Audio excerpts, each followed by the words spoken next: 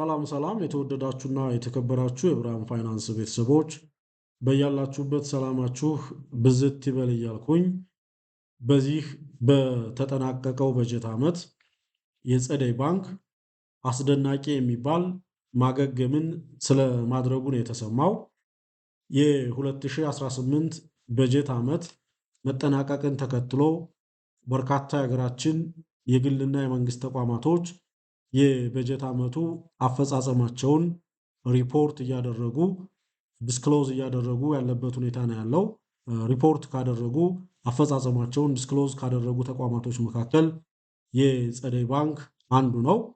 በዚህም በተጠናቀቀው በጀት ዓመት ፀደይ ባንክ አስደናቂ የሚባል ማገገምን ስለማድረጉ ተሰምቷል።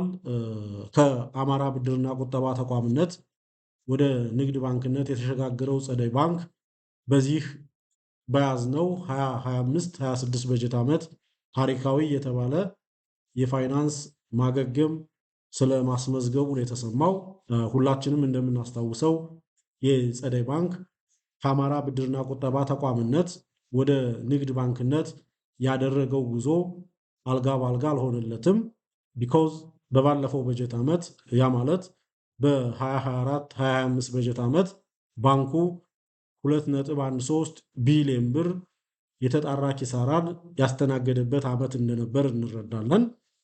አለፍ ሲልም ባንኩ በዚሁ በ2024-2025 የተበላሸ የብድር መጠኑ 21.3 በመቶም እንደነበርና የከፋ የሚባል የበጀት ዓመትን ያስተናገደበት ሂደት እንደነበር ሁላችንም እንረዳለን። ነገር ግን ባንኩ በዚህ በተጠናቀቀው በጀት ዓመት 4.3 ቢሊዮን ብር ከታክስ በፊት ትርፍን ማትረፉን አሳውቋል።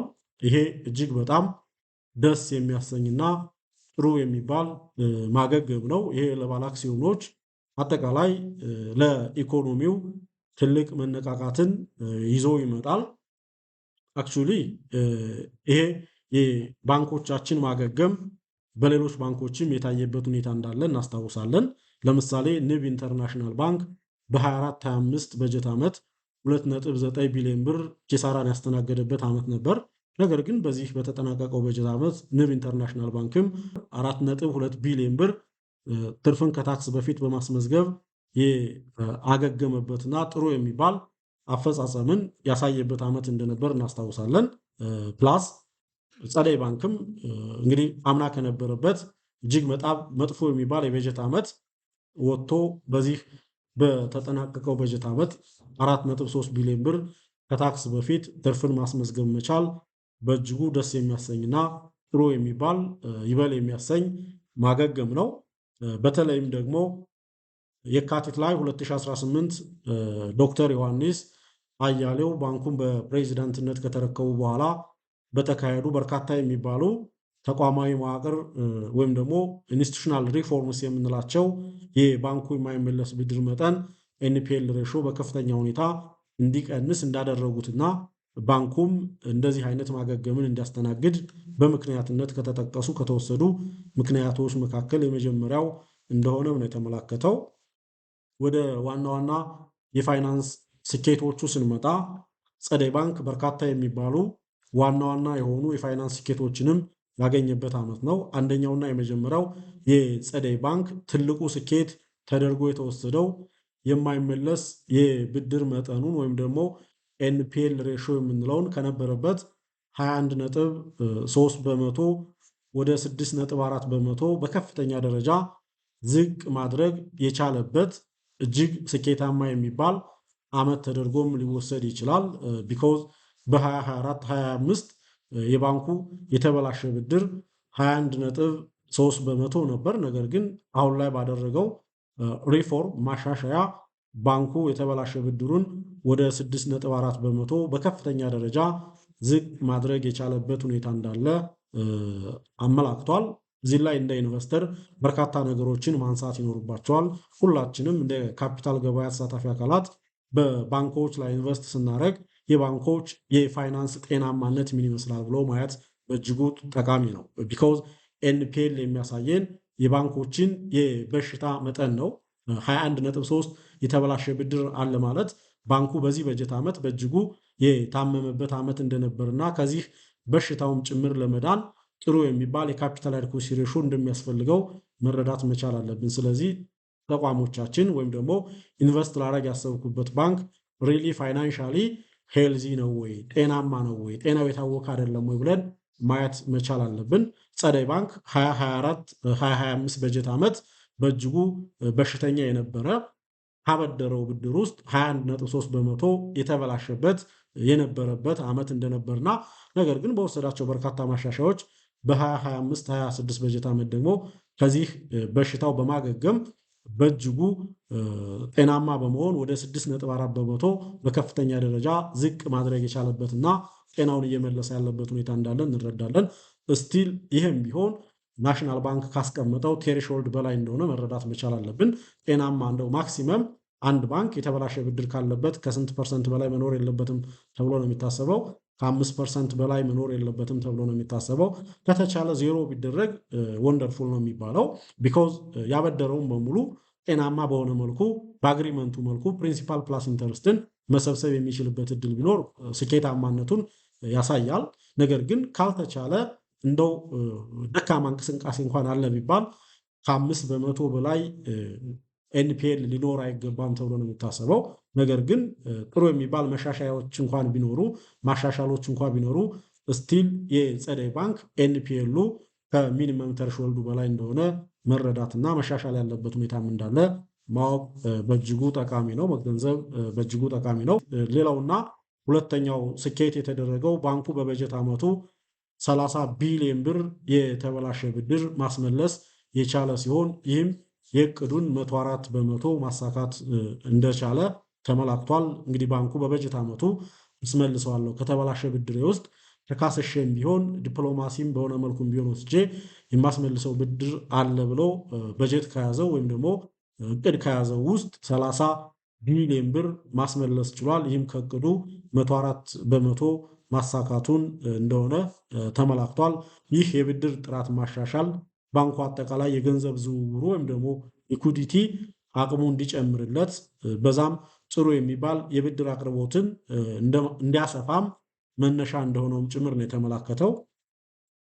ሌላው እና ሶስተኛው ዋና ስኬት ተደርጎ የተወሰደው የባንኩ ጠቅላላ ዲፖዚት ከነበረበት 45.7 ቢሊዮን ብር ወደ 61.2 ቢሊዮን ብርም ያደገበት ሂደት እንዳለ ተመላክቷል። አራተኛውና ሌላኛው ስኬት በውጭ ምንዛሬ ረገድ ካየነው ደግሞ ባንኩ 53.7 ሚሊዮን የአሜሪካ ዶላር የሰበሰበበት ስኬታማ ዓመትም እንደነበርና በዚህም የሀገራችን የውጭ ምንዛሬ አቅርቦትን ማሳደግ የቻለበት ሁኔታም እንዳለ የተመላከተበት ሂደት አለ።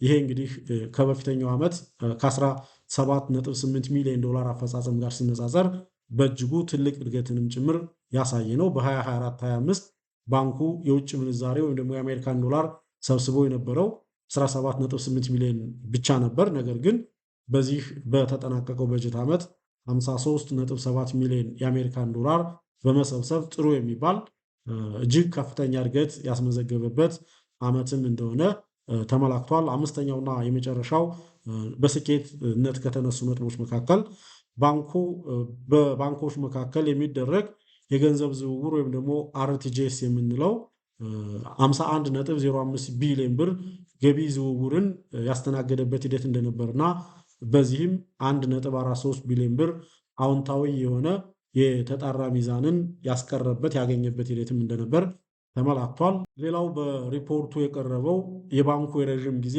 ስትራቴጂያዊ ግቦች ናቸው።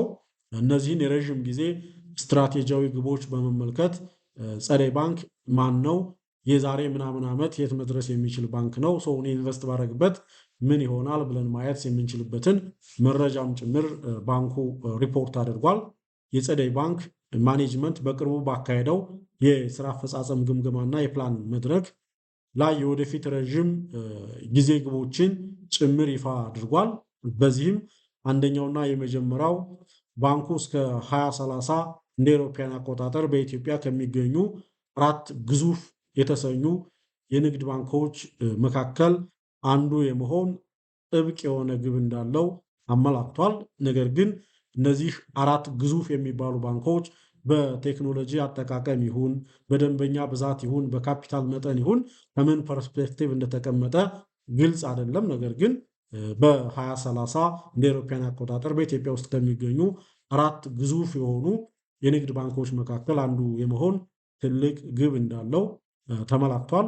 ሌላውና ሁለተኛው የባንኩ የረዥም ጊዜ ስትራቴጂያዊ ግብ ተብሎ የተጠቆመው ባንኩ በረዥም ጊዜ ደግሞ እስከ 2040 እንደ አውሮፓውያን አቆጣጠር በስፋትና በፋይናንስ አቅሙ ከአፍሪካ 40 ግዙፍ የንግድ ባንኮች መካከል አንዱ ለመሆንም አቅዶ እየሰራ ያለበት ሁኔታም እንዳለ ተመላክቷል። ይህም እንግዲህ በስፋት ማለት ምን ማለት ነው፣ በፋይናንስ አቅም ሲባል በምን ኤክስተንት ነው የሚለውን በሚገባ ዝርዝር በሆነ መልኩ ማየትና መረዳት እጅግ አስፈላጊ ነው። የቀደመው የማክሮ ፋይናንስ መዋቅራዊ መሰረቱና በገጠርና በከተማ ያለው ሰፊ የቅርንጫፎች ተደራሽነት ለዚህ ግቡ መሳካት ትልቅ መሰላል በመሆን የሚያገለግሉት እንደሚሆን የተጠቆመበት ሂደትም አለ።